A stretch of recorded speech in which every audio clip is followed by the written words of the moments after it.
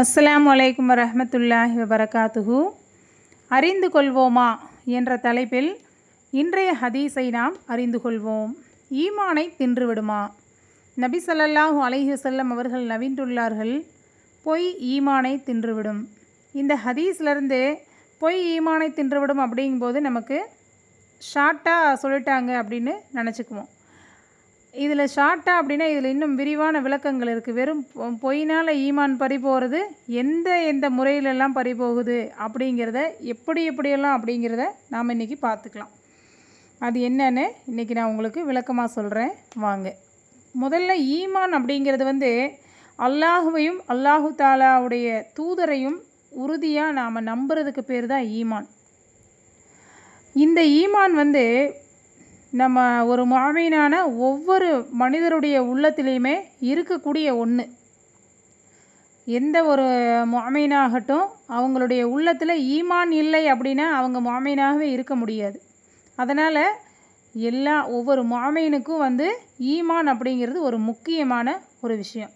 இந்த ஈமான் பறிபோகிற நிலை வருது அப்படின்னா அது எதனாலனா பொய் சொல்கிறது. இன்றைக்கி ஒரு சாதாரண ஒரு விஷயமா போயிடுச்சு பொய் சொல்கிறது. இந்த பொய் சாதாரண விஷயத்துக்காக பொய் சொன்னாலுமே அதுலேயும் ஈமான் பறிபோகுது அப்படிங்கிறத தான் இந்த ஹதீஸில் சொல்லியிருக்காங்க. அதாவது ஈமான் அப்படின்னாலே ஒரு நமக்கு மிகப்பெரிய மாபெரும் செல்வமாக இருக்குது. அந்த செல்வத்தை குறைக்கக்கூடிய விஷயம் எது அப்படின்னா பொய். இந்த பொய் சொல்கிறதுனால நம்மளுடைய ஈமான் அப்படிங்கிற செல்வம் நமக்கு குறைஞ்சிருது. உலக செல்வத்தை ஈட்டுறதுக்காக வேண்டி நம்மளுடைய ஈமான்கிற செல்வத்தை குறைக்கிறோம். அதனால் நாம் முடிஞ்ச அளவுக்கு இந்த பொய் சொல்கிறதுலேருந்து தவிர்த்துக்கணும். அடுத்தது நாம் இந்த பொய் சொல்லும்போது நம்மளுடைய ஈமானுடைய அந்தஸ்து என்னங்கிறது நமக்கு தெரியறதில்ல. அதை நம்ம ஃபஸ்ட்டு புரிஞ்சுக்கிட்டோம் அப்படின்னாலே நாம் இந்த பொய் சொல்கிறதுலேருந்து வெளியில் வந்துடுவோம். இந்த உலக காரியங்களுக்காக நம்ம பொய் சொல்கிறதுனால இங்கே தான் நம்ம ஜெயிச்சுக்க முடியுமே தவிர அல்லாஹுடைய சன்னிதானத்தில் போய் நாம் ஜெயிக்க முடியாது. ஏன்னா நமக்கு ஈமான் அப்படிங்கிறது ஒன்று இருந்தால்தே நம்ம உண்மையான முஅ்மினாவே இருக்க முடியும். அந்த ஈமானே நம்மக்கிட்ட இல்லை அப்படின்னா என்னவாகுவோம்? அது உங்களுக்கே தெரிஞ்சிருக்கணும். ஈமான் அப்படிங்கிறது இல்லை அப்படின்னா நம்ம முஅ்மினாக இருக்க முடியாது, நிராகரிப்பாளராக இருப்போம். அதனால் நாம் நிராகரிப்பாளராக இருக்கக்கூடாது, ஈமான்தாரியாக தான் இருக்கணும். ஒரு மனிதர் பொய் சொல்லிட்டாங்க அப்படின்னா அந்த பொய் சொல்கிறவங்கள விட்டுட்டு மலக்குமார்கள், ரஹ்மத்துடைய மலக்குமார்கள் என்ன பண்ணுவாங்கன்னாமா ஒரு தூரத்துக்கு போயிடுவாங்க. அதாவது நம்ம கூட இருக்கக்கூடிய மலக்குமார்கள் நம்மளை விட்டு கொஞ்சம் தூரம் தள்ளி போயிடுவாங்க. இதே அடுத்தடுத்து போய் அப்படி சொல்லிகிட்டே வரும்போது நம்மளை விட்டு வெகு தூரத்துக்கு நம்மளுடைய ரஹ்மத்துடைய மலக்குமார்கள் நம்மளை விட்டு விலகி போயிடுறாங்க. அப்போது நம்ம கூட இருக்கக்கூடிய மலக்குமார்கள் அவங்க ரஹ்மத்தை நமக்கு கொடுத்துக்கிட்டே இருக்கும்போது தான் நமக்கு எப்போவுமே எல்லா விஷயத்துலையுமே ஒரு வெற்றிகரமாக போயிட்டுருக்கும். அந்த ரஹ்மத்துடைய மலக்குகளே நம்மளை விட்டு விலகி போயிட்டாங்க அப்படிங்கும்போது நமக்கு தொட்ட விஷயத்துலலாம் நஷ்டங்கள், சண்டை சச்சரவுகள், நிறைய பிரச்சனைகள், மன கஷ்டங்கள் இந்த மாதிரி ஏற்படும். அதனால் ரஹ்மத்துடைய மலக்குமார்கள் நம்ம கூட இருக்கும்போது நம்ம எப்போவுமே சந்தோஷமாகவும் திருப்திகரமான ஒரு தொழிலாகட்டும் எல்லா விஷயத்துலையுமே திருப்தி அடைவோம். அதனால் அவங்க நம்மளை விட்டு விலகி போயிடுறாங்க அப்படின்னா இது அப்போ அந்த பொய் எவ்வளோ பெரிய ஒரு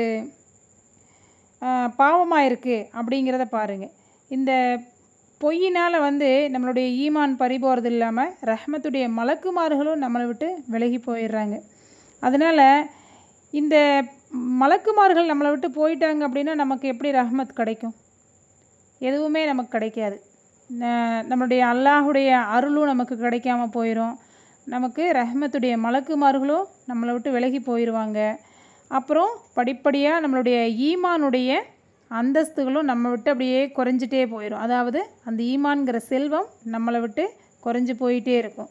அப்போது இதுக்கப்புறமா என்ன ஆகுனா இந்த பொய் சொல்கிறதுனால இப்படியே நம்மளுடைய ஈமானும் குறைஞ்சி போய் நமக்கு வரக்கூடிய மலக்குமார்கள், ரஹ்மத்துடைய மலக்குமார்களும் நம்ம விட்டு விலகி போயிட்டோம் அப்படின்னாக்க நம்ம இறுதியாக நம்மக்கிட்ட என்ன இருக்குது? ஒன்றுமே இருக்காது. நம்மளுடைய உள்ளத்தில் இப்போது ஒரு தகரத்தில் ஒரு தண்ணீர் பட்டால் எப்படி துருப்பிடிக்குமோ அந்த மாதிரி நம்ம உள்ளத்தில் பொய் சொல்லிக்கிட்டே இருக்கும்போது அப்படியே நம்ம உள்ளமே முழுசாக துருப்பிடிச்சு போயிடும். அப்போ அந்த இடத்துல நல்ல விஷயங்கள் அப்படிங்கிறதே நம்மக்கிட்ட இருக்காது. அதனால் நம்ம ஒரு பொய் சொல்ல ஆரம்பிக்கும் போதே அந்த ஒரு துளியை வந்து நம்ம அழிச்சிட்டோம்னா அந்த தகரம் துருப்பிடிக்காது. அதுபோல் நம்ம அந்த ஒரு பொய்யை அழிச்சிட்டோம் அப்படின்னா நம்மளுடைய உள்ளமும் வந்து தவறான எண்ணத்துக்கு போகாது, ஈமானும் பறிபோகாது. அதனால் நாம் பொய் சொல்கிறதுலேருந்து முதல்ல நம்மளை நாம் பாதுகாத்துக்கணும். இன்ஷா அல்லாஹ் நாம் பொய் சொல்கிறதுலேருந்து அல்லாஹு தாலா நம்ம அனைவரையும் பாதுகாக்க வேண்டும் அப்படின்னு சொல்லி அல்லாஹ்விடத்தில் நாம் துஆ செய்யணும். நம்மளுடைய ஈமான் பறிபோகுதுன்னு அது சாதாரண விஷயமாங்க. அதனால் அல்லாஹ் நம்மை பாதுகாப்பானாக. ஆமீன்.